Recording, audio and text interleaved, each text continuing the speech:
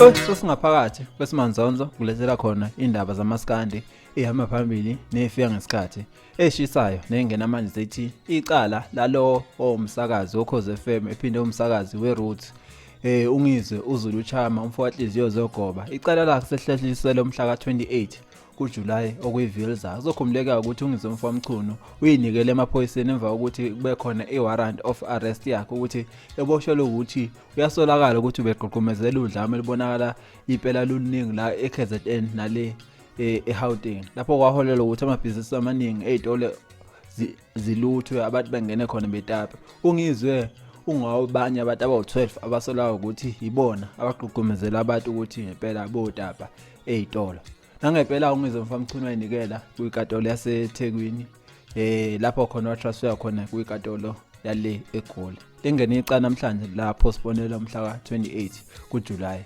lezi ndaba ziqinisekiswe umuntu osondele naye okugezandludla owumuntu ohlale enaye ngaso sonke isikhathi ake sithembe ukuthi ngeviki ezayo umfowahliziyo zokho uzokwazi ukuthi athole ibail njengoba abantu abaningi bebeyitshela ukuthi kuleli viki ngenzeka ayithole ibail noma ke egcine ngayitholanga sesithemba ukuthi ngeviki ezayo ngokwenzeka ayithole ibail kusanxuswa abantu abaningi ukuthi benikele ngemali abangaba nayo ukuze umfowahliziyo zokho bekwazi ukuthi ethole abameli abaphambili nezindleko zayo yonke inkatolo njengoba isaqhubeka uzospenda ke iviki esesitoksini kwesimanzonzo thini nesithando. Why are you recording? I'm not yet. I have to press. I'm not yet. I was going to ask you guys if, because you're friends and family, I've just heard that inside bail has been denied and the case has been postponed for 1 week till next Wednesday.